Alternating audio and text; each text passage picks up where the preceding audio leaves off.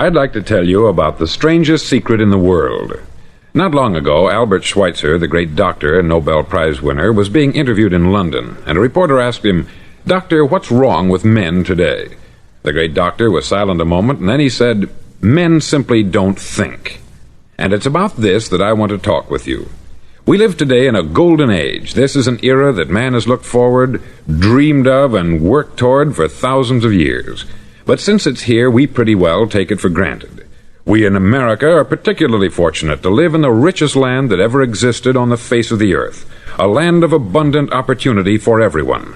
But do you know what happens? Let's take 100 men who start even at the age of 25. Do you have any idea what will happen to those men by the time they're 65? These 100 men who all start even at the age of 25 believe they're going to be successful.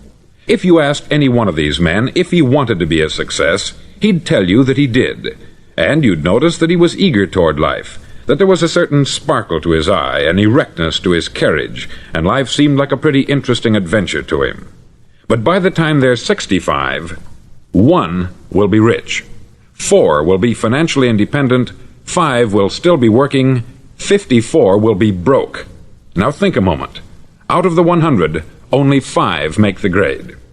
Why do so many fail? What has happened to the sparkle that was there when they were 25? What's become of the dreams, the hopes, the plans? And why is there such a large disparity between what these men intended to do and what they actually accomplished? When we say about 5% achieve success, we have to define success. And here's the definition. Success is the progressive realization of a worthy ideal. If a man is working toward a predetermined goal and knows where he's going, that man is a success. If he's not doing that, he's a failure. Success is the progressive realization of a worthy ideal. Rollo May, the distinguished psychiatrist, wrote a wonderful book called Man's Search for Himself. And in this book he says, "The opposite of courage in our society is not cowardice, it is conformity." And there you have the trouble today. It's conformity. People acting like everyone else, without knowing why, without knowing where they're going. Now think of it. In America right now, there are over 14 million people 65 years of age and over, and about 13 million of these 14 million are broke. They're dependent on someone else for life's necessities. Now, we learn to read by the time we're 7. We learn to make a living by the time we're 25. Usually, by that time, we're not only making a living, we're supporting a family. And yet, by the time we're 65, we haven't learned how to become financially independent in the richest land that has ever been known. Why? We conform. And the trouble is that we're acting like the wrong percentage group, the 95% who don't succeed. Now, why do these people conform? Well, they don't know, really. These people believe that their lives are shaped by circumstances, by things that happen to them, by exterior forces. They're outer-directed people. A survey was made one time that covered a lot of men, working men, and these men were asked this question: why do you work? Why do you get up in the morning? 19 out of 20 had no idea. If you ask them, they'll say, everyone goes to work in the morning. And that's the reason they do it, because everyone else is doing it. Now let's get back to our definition of success. Who succeeds? The only man who succeeds is the man who is progressively realizing a worthy ideal. He's the man who says, I'm going to become this, and then begins to work toward that goal. I'll tell you who the successful people are. A success is the school teacher who's teaching school because that's what she wanted to do. The success is the woman who's a wife and mother because she wanted to become a wife and mother and is doing a good job of it.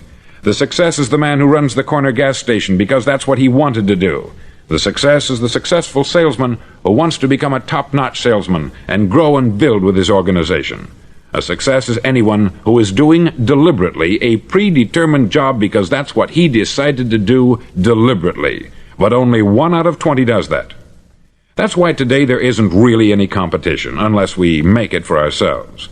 Instead of competing, all we have to do is create. Now, for 20 years, I looked for the key which would determine what would happen to a human being. Was there a key I wanted to know which would make the future a promise that we could foretell to a large extent? Was there a key that would guarantee a person's becoming successful if he only knew about it and knew how to use it? Well, there is such a key, and I've found it. Have you ever wondered why so many men work so hard and honestly without ever achieving anything in particular, and others don't seem to work hard and yet seem to get everything? They have the magic touch. You've heard them say that about someone. Everything he touches turns to gold. And have you ever noticed that a man who becomes successful tends to continue to become successful, and on the other hand, have you noticed how a man who is a failure tends to continue to fail? It's because of goals. Some of us have them, some don't. People with goals succeed because they know where they're going. Now think of a ship leaving a harbor, and think of it with the complete voyage mapped out and planned. The captain and crew know exactly where it's going and how long it will take. It has a definite goal. 9,999 times out of 10,000 it will get to where it started out to get.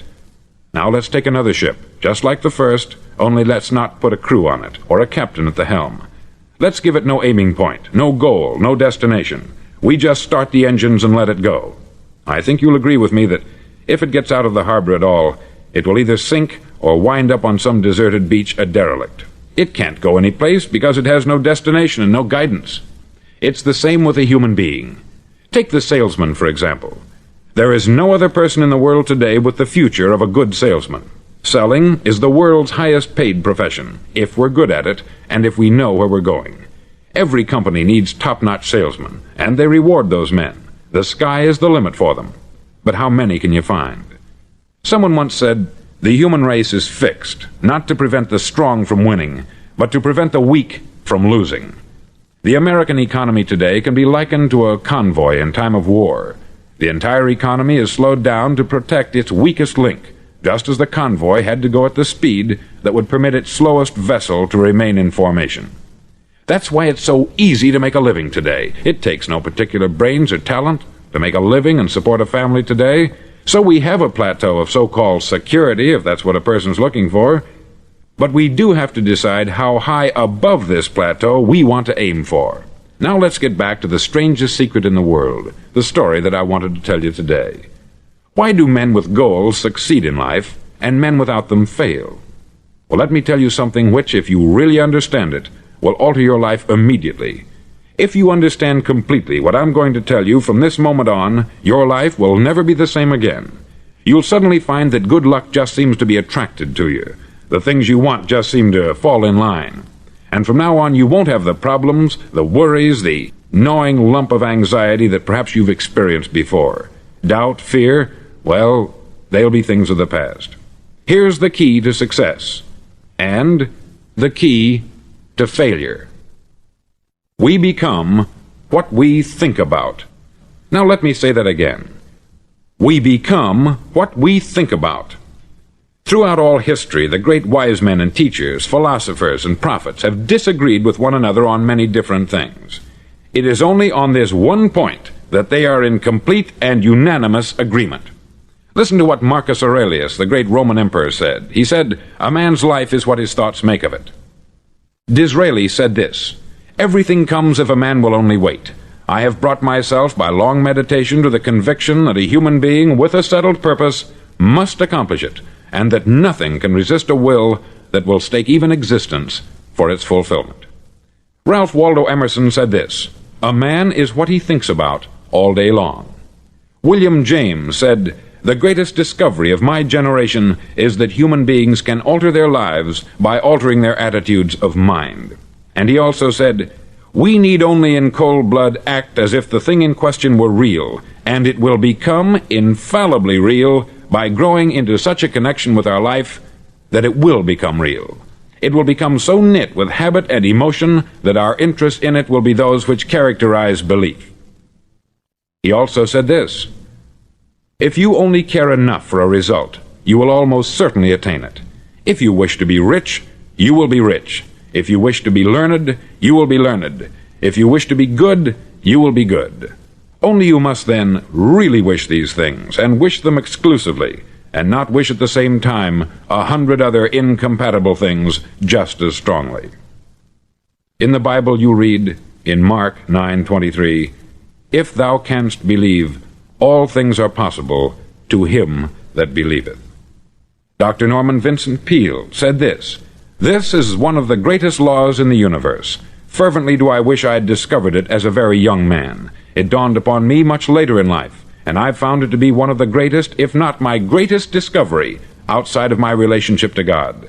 And the great law, briefly and simply stated, is that if you think in negative terms, you'll get negative results. If you think in positive terms, you will achieve positive results. That is the simple fact which is at the basis of an astonishing law of prosperity and success. In 3 words, believe and succeed. William Shakespeare put it this way: "Our doubts are traitors, and make us lose the good we oft might win, by fearing to attempt." George Bernard Shaw said, "People are always blaming their circumstances for what they are. I don't believe in circumstances. The people who get on in this world are the people who get up and look for the circumstances they want, and if they can't find them, make them." Well, it's pretty apparent, isn't it? And every person who discovered this for a while believed that he was the first one to work it out. We become what we think about. Now, it stands to reason that a person who's thinking about a concrete and worthwhile goal is going to reach it, because that's what he's thinking about.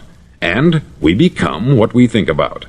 Conversely, the man who has no goal, who doesn't know where he's going, and whose thoughts must therefore be thoughts of confusion and anxiety and fear and worry, becomes what he thinks about. His life becomes one of frustration, fear, anxiety, and worry.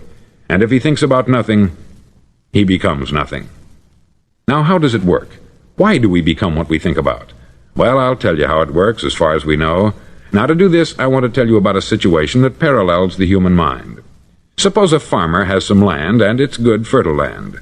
Now, the land gives the farmer a choice. He may plant in that land whatever he chooses. The land doesn't care. It's up to the farmer to make the decision. Now, remember, we're comparing the human mind with the land, because the mind, like the land, doesn't care what you plant in it. It will return what you plant, but it doesn't care what you plant. Now, let's say that the farmer has 2 seeds in his hand. One is a seed of corn, the other is nightshade, a deadly poison. He digs 2 little holes in the earth, and he plants both seeds, one corn, the other nightshade. He covers up the holes, waters, and takes care of the land, and what will happen? Invariably, the land will return what is planted. As it's written in the Bible, "As ye sow, so shall ye reap." Remember, the land doesn't care. It will return poison in just as wonderful abundance as it will corn. So up come the 2 plants, one corn, one poison. Now, the human mind is far more fertile, far more incredible and mysterious than the land, but it works the same way. It doesn't care what we plant. Success, failure. A concrete worthwhile goal, or confusion, misunderstanding, fear, anxiety, and so on. But what we plant, it will return to us. You see, the human mind is the last great unexplored continent on the earth. It contains riches beyond our wildest dreams. It will return anything we want to plant. Now, you might say, well, if that's true, why don't people use their minds more? Well, I think they've figured out an answer to that, too. Our mind comes as standard equipment at birth. It's free, and things that are given to us for nothing we place little value on. Things that we pay money for, we value. The paradox is that exactly the reverse is true. Everything that's really worthwhile in life came to us free. Our mind, our soul, our body, our hopes, our dreams, our ambitions, our intelligence, our love of family and children and friends. All these priceless possessions are free, but the things that cost us money are actually very cheap and can be replaced at any time. A good man can be completely wiped out and make another fortune. He can do that several times. Even if our home burns down, we can rebuild it, but the things we got for nothing, we can never replace. The human mind isn't used merely because we take it for granted. Familiarity breeds contempt. It can do any kind of job we assign to it, but generally speaking, we use it for little jobs instead of big important ones. Universities have proved that most of us are operating on about 10% of our abilities. Decide now, what is it you want? Plant your goal in your mind. It's the most important decision you'll ever make in your entire life. Do you want to be an outstanding salesman, a better worker at your particular job? Do you want to go places in your company, in your community? All you've got to do is plant that seed in your mind. Care for it. Work steadily toward your goal, and it will become a reality. It not only will, there's no way that it cannot. You see, that is a law, like the laws of Sir Isaac Newton, the laws of gravity. If you get on top of a building and jump off, you'll always go down. You'll never go up. And it's the same with all the other laws of nature. They always work, they're inflexible. Think about your goal in a relaxed, positive way. Picture yourself in your mind's eye as having already achieved this goal. See yourself doing the things you will be doing when you've reached your goal. Ours has been called the phenobarbital age, the age of ulcers and nervous breakdowns. At a time when medical research has raised us to a new plateau of good health and longevity, far too many of us worry ourselves into an early grave trying to cope with things in our own little personal ways, without learning a few great laws that will take care of everything for us. These things we bring on ourselves through our habitual way of thinking. Every one of us is the sum total of his own thoughts. He is where he is because that is exactly where he really wants to be, whether he'll admit that or not. Each of us must live off the fruit of his thoughts in the future, because what you think today and tomorrow, next month and next year, will mold your life and determine your future. You're guided by your mind. I remember one time I was driving through Arizona and I saw one of those giant earth-moving machines roaring along the road at about 35 miles an hour with what looked like 20 tons of dirt in it, a tremendous, incredible machine, and there was a little man perched way up on top with the wheel in his hands guiding it. And as I drove along, I was struck by the similarity of that machine to the human mind. Just suppose you're sitting at the controls of such a vast source of energy. Are you going to sit back and fold your arms and let it run itself into a ditch? Or are you going to keep both hands firmly on the wheel and control and direct this power to a specific, worthwhile purpose? It's up to you.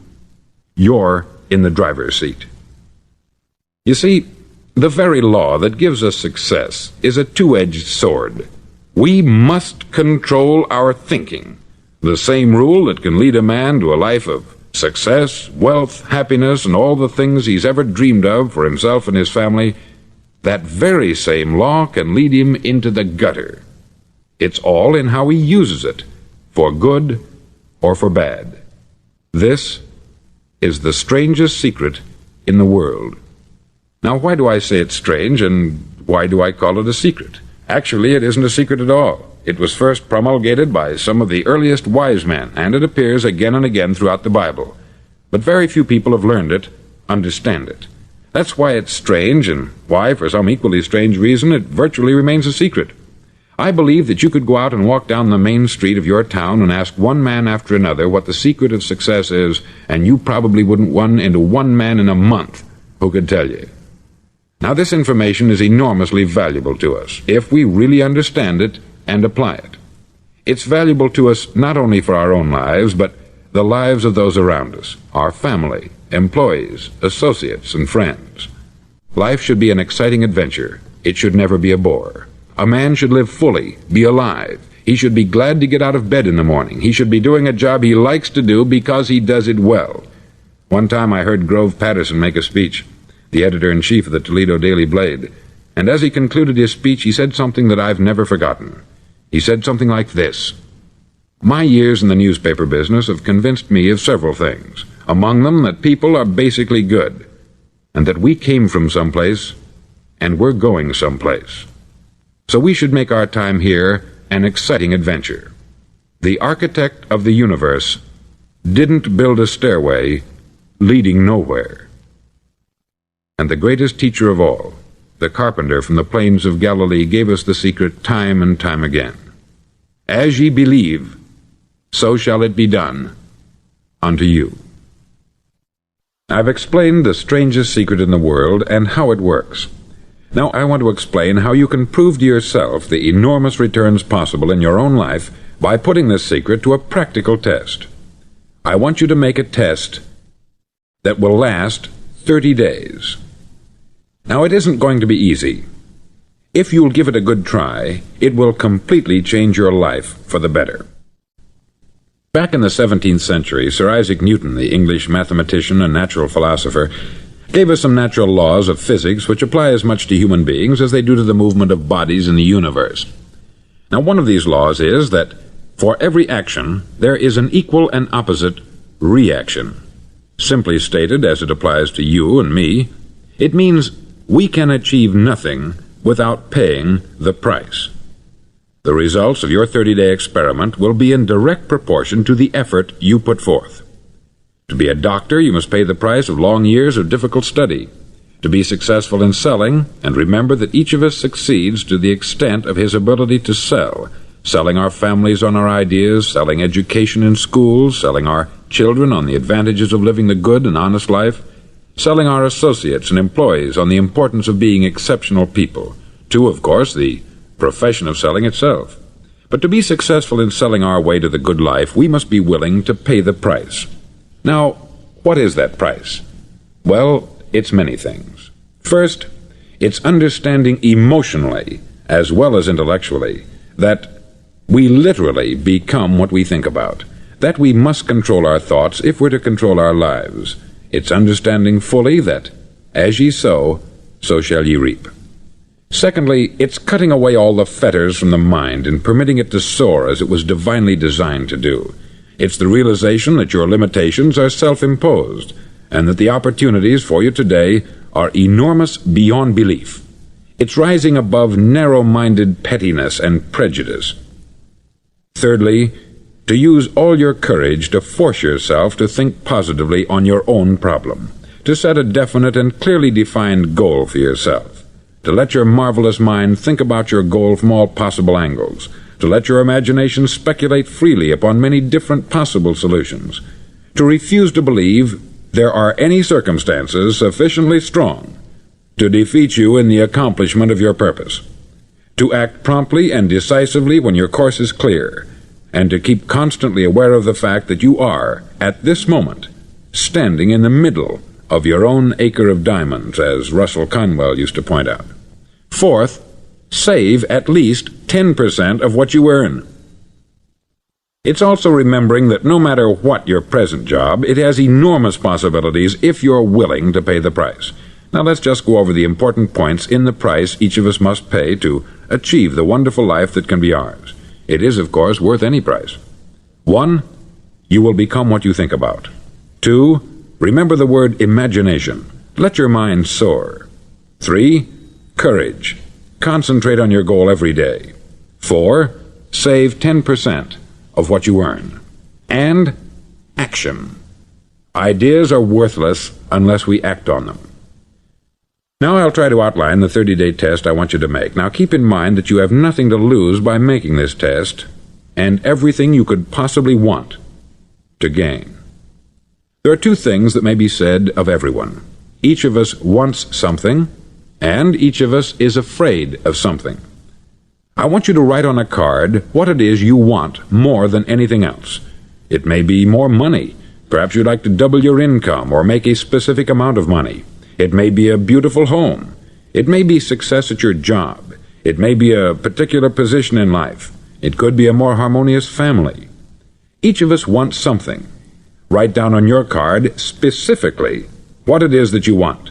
Make sure it's a single goal and clearly defined. You needn't show it to anyone, but carry it with you so that you can look at it several times a day. Think about it in a cheerful, relaxed, positive way each morning when you get up, and immediately you have something to work for, something to get out of bed for, something to live for. Look at it every chance you get during the day and just before going to bed at night. As you look at it, remember that you must become what you think about, and since you're thinking about your goal, you realize that soon it will be yours. In fact, it's yours really the moment you write it down and begin to think about it. Look at the abundance all around you as you go about your daily business. You have as much right to this abundance as any other living creature. It's yours for the asking. Now we come to the difficult part. Difficult because it means the formation of what is probably a brand new habit, and new habits are not easily formed. Once formed, however, it'll follow you for the rest of your life. Stop thinking about what it is you fear.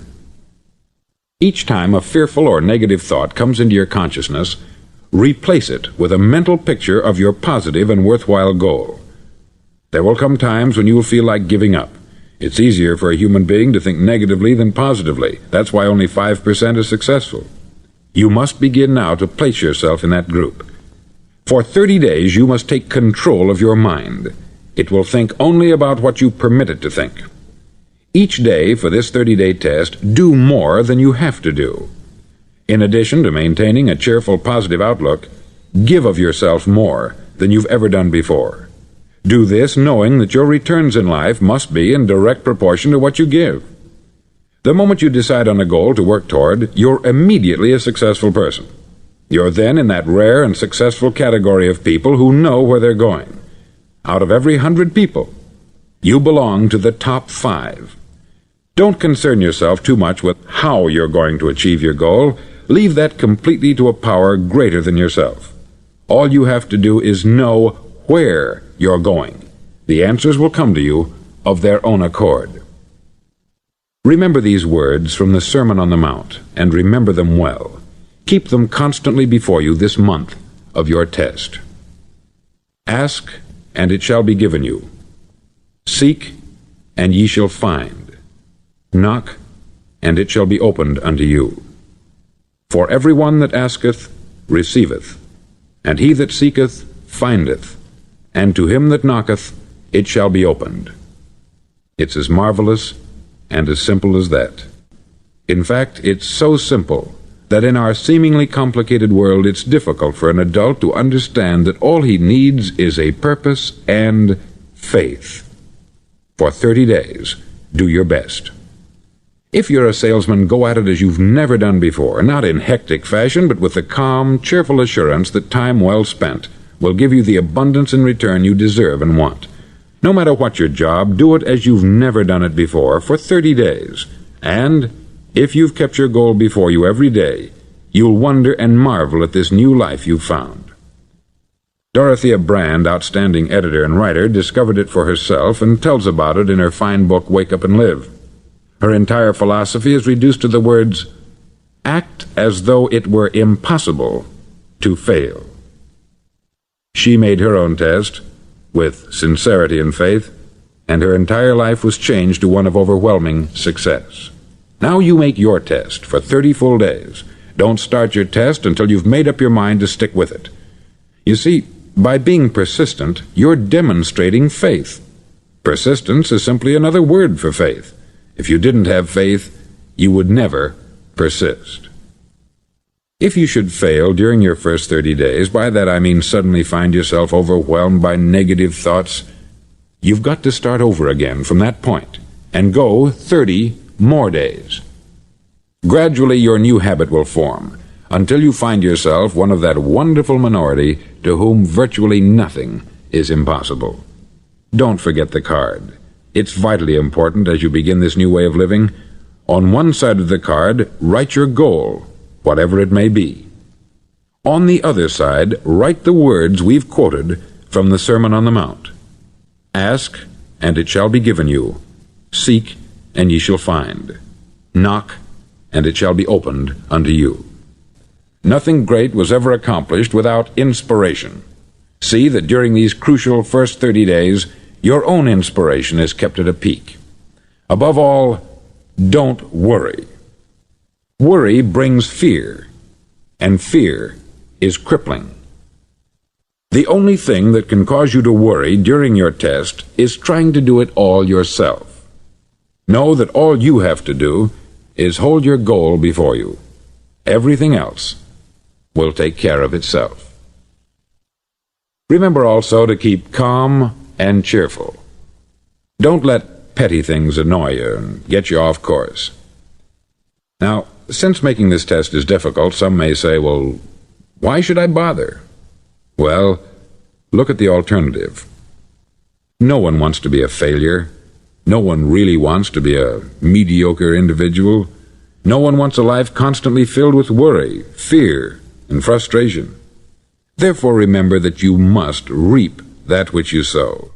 If you sow negative thoughts, your life will be filled with negative things. If you sow positive thoughts, your life will be cheerful, successful, and positive. Now, gradually, you will have a tendency to forget what you've heard on this record. Play it often. Keep reminding yourself of what you must do to form this new habit. Gather your whole family about and listen to what's been said here at regular intervals.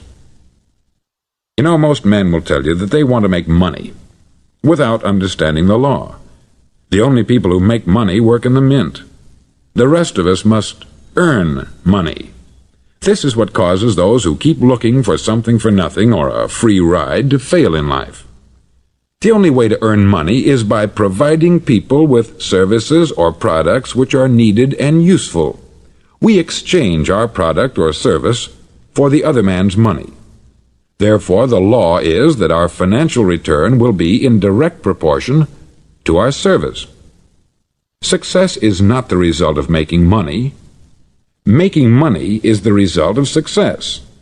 And success is in direct proportion to our service. Most people have this law backwards. They believe that you're successful if you earn a lot of money. The truth is that you can only earn money after you're successful. It's like the story of the man who sat in front of the stove and said to it, "Give me heat, and then I'll add the wood." How many men and women do you know, or do you suppose there are today, who take the same attitude toward life? There are millions. We've got to put the fuel in before we can expect heat. Likewise, we've got to be of service first before we can expect money. Don't concern yourself with the money. Be of service. Build, work, dream, create. Do this, and you'll find there's no limit to the prosperity and abundance that will come to you. Prosperity is founded upon a law of mutual exchange. Any person who contributes to prosperity must prosper in turn himself. Sometimes the return will not come from those you serve, but it must come to you from someplace, for that is the law. For every action, there is an equal and opposite reaction. As you go daily through your 30-day test period, remember that your success will always be measured by the quality and quantity of service you render, and money is a yardstick for measuring this service. No man can get rich himself unless he enriches others. There are no exceptions to a law. You can drive down any street in America and from your car estimate the service that's being rendered by the people living on that street. Had you ever thought of this yardstick before? It's interesting. Some, like ministers and priests and other devoted people, measure their returns in the realm of the spiritual, but again, their returns are equal to their service. Once this law is fully understood, any thinking person can tell his own fortune. If he wants more, he must be of more service to those from whom he receives his return. If he wants less, he has only to reduce this service. This is the price you must pay for what you want. If you believe you can enrich yourself by deluding others, you can only end by deluding yourself. It may take some time, but just as surely as you breathe, you'll get back what you put out. Don't ever make the mistake of thinking you can avert this. It's impossible. The prisons and the streets where the lonely walk are filled with people who tried to make new laws just for themselves. We may avoid the laws of man, but there are greater laws that cannot be broken. An outstanding medical doctor recently pointed out 6 steps that will help you realize success. 1. Set yourself a definite goal. 2. Quit running yourself down. 3. Stop thinking of all the reasons why you cannot be successful, and instead think of all the reasons why you can. 4. Trace your attitudes back through your childhood and try to discover where you first got the idea you couldn't be a success, if that's the way you've been thinking. 5. Change the image you have of yourself by writing out a description of the person you would like to be. And 6. Act the part of the successful person you have decided to become. The doctor who wrote those words is a noted West Coast psychiatrist, David Harold Fink, M.D. Do what all experts since the dawn of recorded history have told you you must do. Pay the price by becoming the person you want to become. It's not nearly as difficult as living unsuccessfully. Make your 30-day test. Then repeat it. Then repeat it again. Each time it will become more a part of you until you'll wonder how you could ever have lived any other way. Live this new way, and the floodgates of abundance will open and pour over you more riches than you may have dreamed existed. Money? Yes, lots of it. But what's more important, you'll have peace. You'll be in that wonderful minority who lead calm, cheerful, successful lives. Start today. You have nothing to lose, but you have a life to win.